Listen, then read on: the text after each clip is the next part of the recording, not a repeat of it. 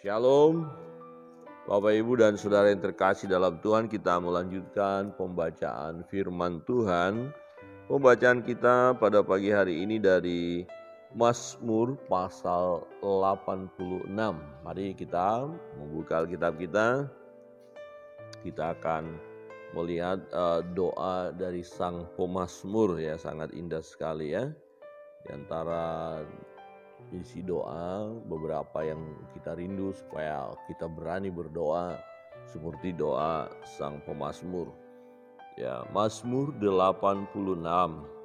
Ini adalah doa Daud ya. Kita akan baca secara bersama-sama, ada 17 ayat ya. Kita bisa baca sehingga dengan membaca kita mengerti semua kebenaran ini. Bagaimana doa daripada Daud. Perikopnya doa minta pertolongan, doa Daud. 1, 2, 3.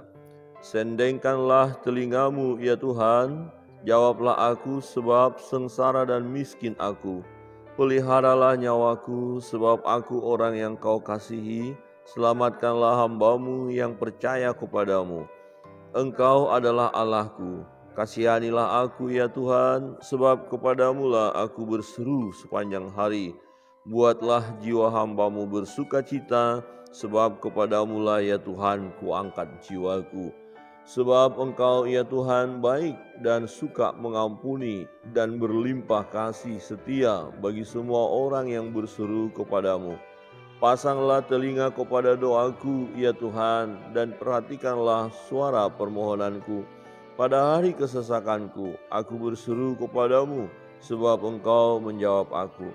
Tidak ada seperti Engkau di antara para Allah, ya Tuhan, dan tidak ada seperti apa yang Kau buat. Segala bangsa yang Kau jadikan akan datang, sujud menyembah di hadapan-Mu, ya Tuhan, dan akan memuliakan nama-Mu. Sebab Engkau besar dan melakukan keajaiban-keajaiban. Engkau sendiri saja Allah. Tunjukkanlah kepadaku jalan-Mu, ya Tuhan, supaya aku hidup menurut kebenaran-Mu. Bulatkanlah hatiku untuk takut akan nama-Mu. Aku hendak bersyukur kepadamu ya Tuhan Allahku dengan segenap hatiku dan memuliakan nama-Mu untuk selama-lamanya. Sebab kasih setiamu besar atas aku, dan Engkau telah melepaskan nyawaku dari dunia orang mati yang paling bawah. Ya Allah, orang-orang yang angkuh telah bangkit menyerang aku, dan gerombolan orang-orang yang sombong ingin mencabut nyawaku dan tidak mempedulikan Engkau. Tetapi Engkau ya Tuhan, Allah penyayang dan pengasih, panjang sabar dan berlimpah kasih dan setia. Berpalinglah kepadaku dan kasihanilah aku. Berilah kekuatan-Mu kepada hamba-Mu dan selamatkanlah anak laki-laki hamba-Mu perempuan. Lakukanlah kepadaku suatu tanda kebaikan, supaya orang-orang yang membenci aku melihat dengan malu bahwa Engkau ya Tuhan telah menolong dan menghiburkan aku. Amin. Demikian jauh pembacaan firman Tuhan.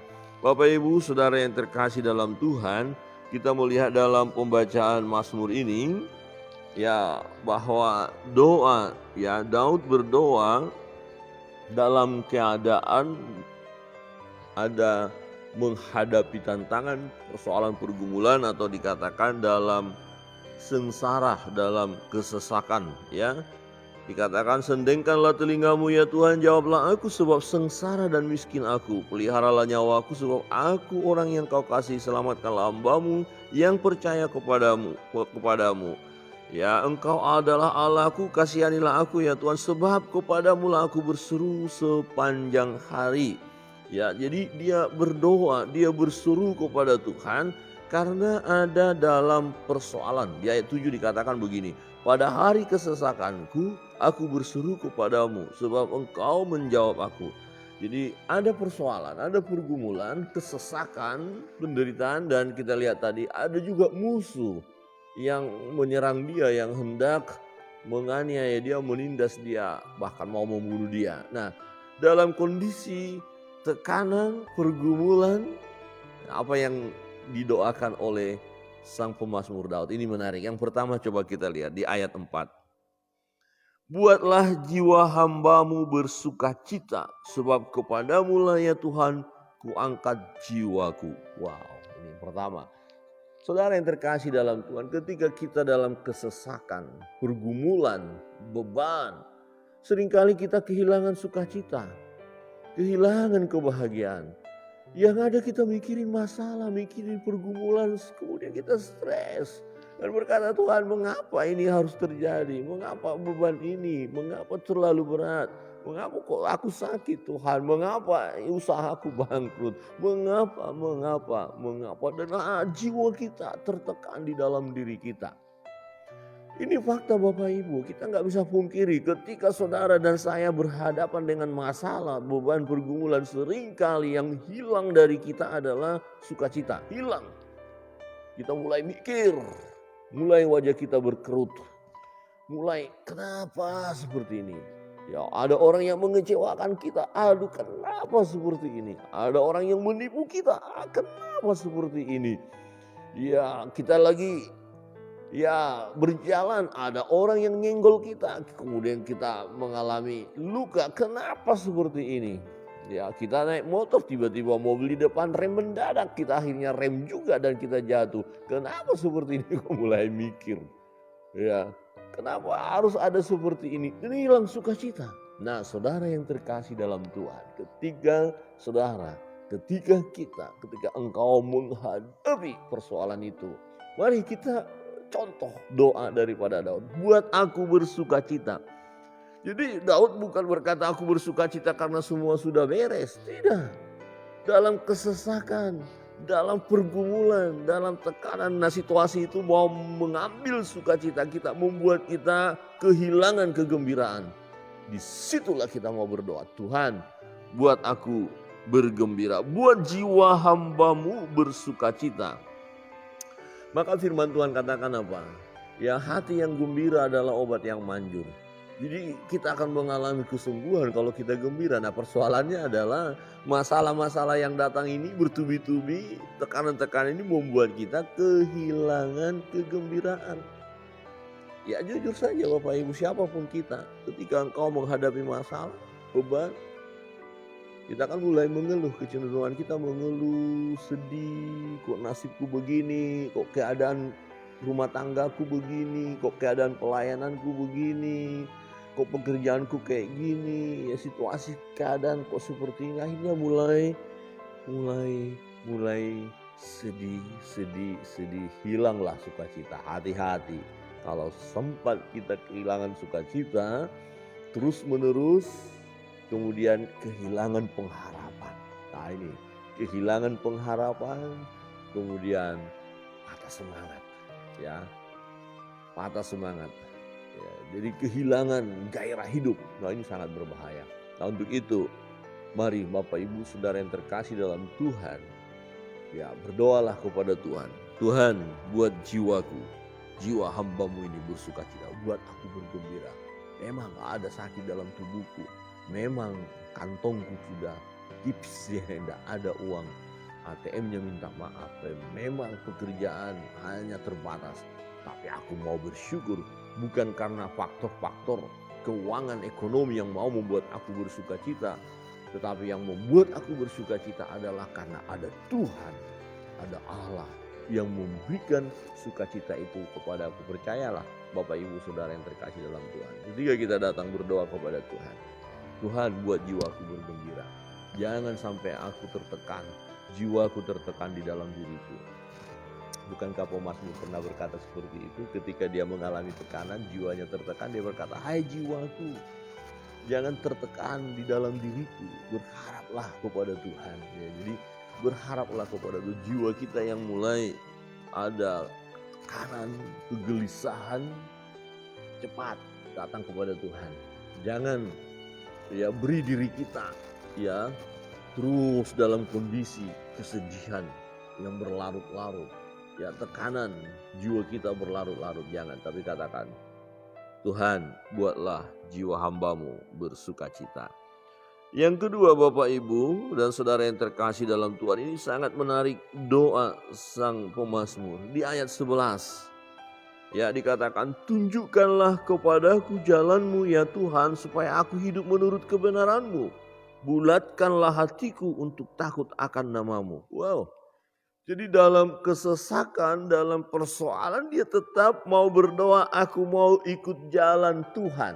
Nah, ini menarik. Tunjukkanlah tunjukkanlah kepadaku jalanmu ya Tuhan. Mampukah, beranikah kita berdoa kepada Tuhan, minta supaya Tuhan tunjukkan jalan itu dan kita mau berjalan sesuai dengan jalan Tuhan. Ini penting karena ketika ada persoalan pergumulan, seringkali jalan-jalan lain ditawarkan kepada kita yang bukan dari Tuhan. Ini fakta. Misalnya kita butuh keuangan, ya kita tergoda untuk mencari uang dengan cara yang tidak benar, bukan jalan Tuhan. Ya, kita tidak berdoa sungguh-sungguh mohon mujizat dari Tuhan, pertolongan dari Tuhan, tapi kita mulai tergoda. Ya, kita nggak mampu berpikir bahwa Tuhan bisa menolong kita dalam kebutuhan itu. Tetapi kemudian ada tawaran lain. Jadi waspadalah Bapak Ibu Saudara yang terkasih dalam Tuhan. Dalam kesesakan yang kita alami, waspada, ada jalan-jalan lain yang ditawarkan kepada kita, di mana kita bisa tergiur dengan jalan itu. Ada orang yang sakit, berdoa dan itu pernah saya alami. Karena tidak sungguh-sungguh ada jalan lain yang ditawarkan. Ayo kemana? Ke Mbah Dukun. Parah normal, parahnya normalnya parah. Parah normal, tidak normal. Parah kan? Tetapi bagaimana kita? Mau tergoda dengan jalan itu? Mau, yang penting sembuh. Yang penting jangan sampai aku sakit seperti ini. Rasanya kalau dari Tuhan sih kelamaan jawabannya. Udah alternatif aja deh. Jalan singkat, hati-hati, jalan singkat. Ada orang yang ingin rasanya memiliki harta, memiliki kekayaan, padahal gajinya sudah besar sih. Pejabat juga kan, kalau pejabat berarti besar. Korupsi, ya kalau misalnya kitanya pegawai biasa rendah, bagaimana kita korupsi? Ya gajinya pas-pasan, posisi tidak ada, tapi posisi sudah tinggi. Uang sudah banyak, malah korupsi, coba bayangkan. Itu kan bukan jalan Tuhan. Jadi dalam persoalan pergumulan yang kita alami Bapak Ibu Saudara yang terkasih dalam Tuhan, berdoalah, tunjukkanlah kepadaku jalanmu ya Tuhan, supaya aku hidup menurut kebenaranmu. Bulatkan hatiku untuk takut akan namamu. Akhir zaman ini, orang-orang banyak yang tidak mengikuti jalan Tuhan. Ya, banyak orang yang tergoda untuk mengikuti jalan dunia. Mengikuti jalan-jalan yang ditawarkan oleh kuasa kegelapan, oleh iblis.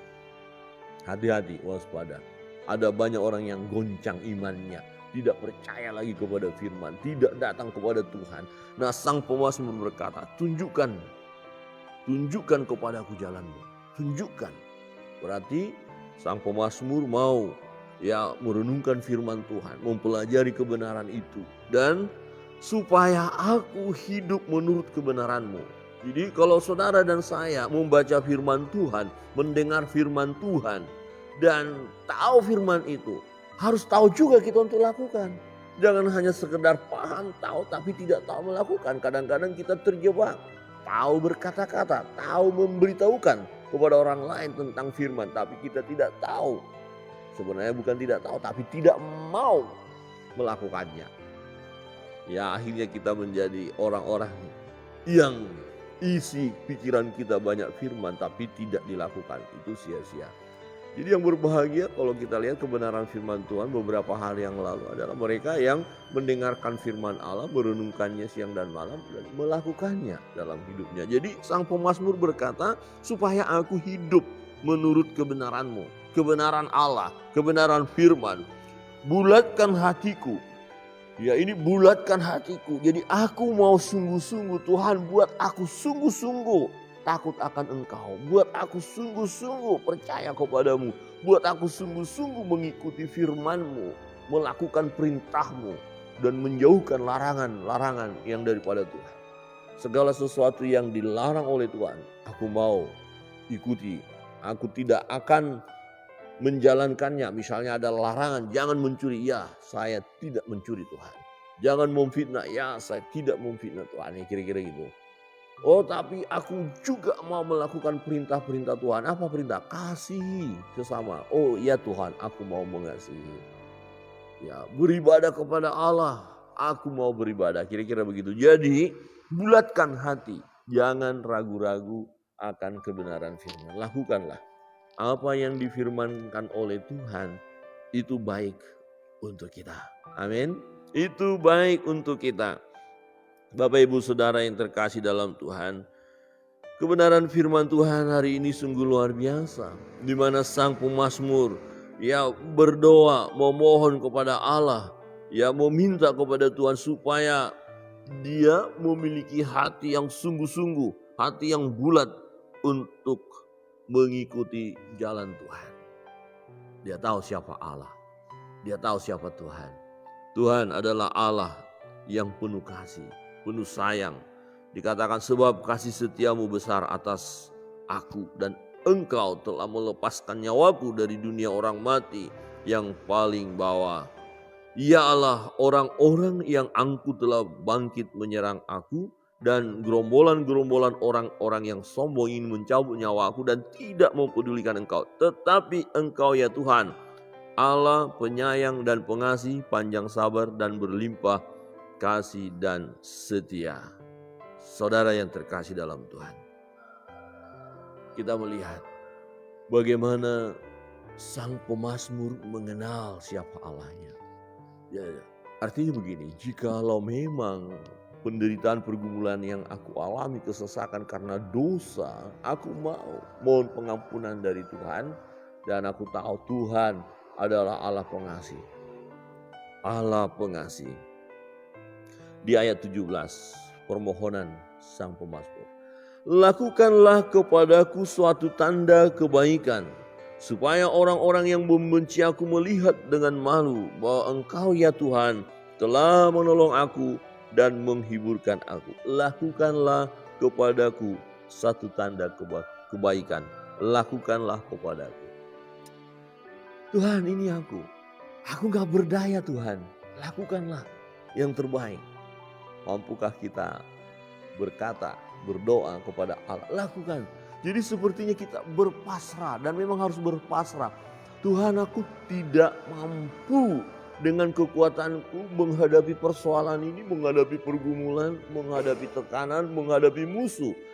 Kekuatanku tidak sanggup, dan ini fakta. Kekuatan saudara, saya, kita sekalian tidak akan mampu dengan kekuatan sendiri menghadapi tantangan pergumulan hidup ini. Maka banyak orang yang stres dan bunuh diri karena dia mengandalkan kekuatannya, tidak ada iman. Nah, untuk itu kita harus berdoa kepada Tuhan. Lakukanlah kepadaku suatu tanda kebaikan, dan tetap percaya kepada Tuhan bahwa Tuhan akan beri kebaikan kepada kita. Tuhan tidak pernah merancangkan rancangan kecelakaan kepada kita, kepada saudara. Tidak pernah merancangkan rancangan yang buruk, yang rusak, yang hancur dalam hidup kita. Enggak, rancangan ada yang baik. Untuk itu terus kita berdoa, lakukan kepadaku suatu tanda kebaikan. Tuhan akan lakukan. Kemudian kita akan merasakan, menikmati kebaikan-kebaikan Tuhan. Jadi jangan sampai karena persoalan pergumulan yang Tuhan izinkan kita alami, kemudian kita kehilangan kemampuan kita untuk memandang Allah yang adalah Allah yang baik. Jangan sampai kita kehilangan kemampuan untuk memandang bahwa Allah adalah Allah yang baik.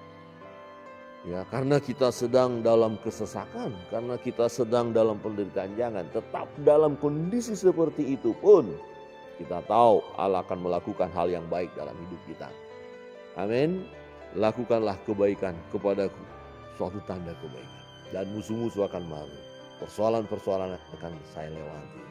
Dan aku akan semakin memuliakan nama Tuhan. Saudara yang terkasih dalam Tuhan, ketika kita menghadapi masa-masa sukar dalam hidup ini, menghadapi kesesakan, menghadapi penderitaan, apa yang harus kita lakukan? Yang pertama, dalam doa kita kepada Tuhan, buat aku bersuka cita Tuhan, buat jiwaku bersuka cita. Jadi jangan izinkan kita terus mengalami tekanan oleh karena persoalan itu, bersedih, berlarut-larut, lemah, tidak bersemangat, ya patah semangat dalam hidup ini jangan. Tapi bersukacitalah, jangan kehilangan sukacita. Doalah kepada Tuhan, beri aku sukacita. Dan yang kedua, kita melihat bagaimana sang pemazmur tetap berdoa, tunjukkan kepadaku jalanmu, aku mau mengikuti jalanmu Tuhan. Tetap ikuti jalan Tuhan, jangan jalan yang lain. Ketika kita diperhadapkan dengan persoalan, dengan kesulitan, dengan beban yang luar biasa, ya jangan ikuti jalan lain, jangan ikutin jalan-jalan alternatif yang bukan daripada Allah. Tapi kita mau berkata, aku mau melakukan kebenaran, aku mau mengikuti jalan Tuhan. Ikuti jalan Tuhan, berdoa, Tuhan aku mau ikuti cara-cara Tuhan, jalan-jalan Tuhan. Pasti Tuhan akan menolong. Dan yang ketiga, ya kita harus berani berdoa seperti sang pemazmur. Aku tahu Tuhan, lakukanlah kebaikan di dalam diriku.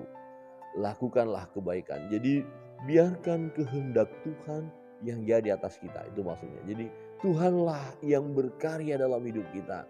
Dan pasti Tuhan berikan kebaikan dalam hidup kita.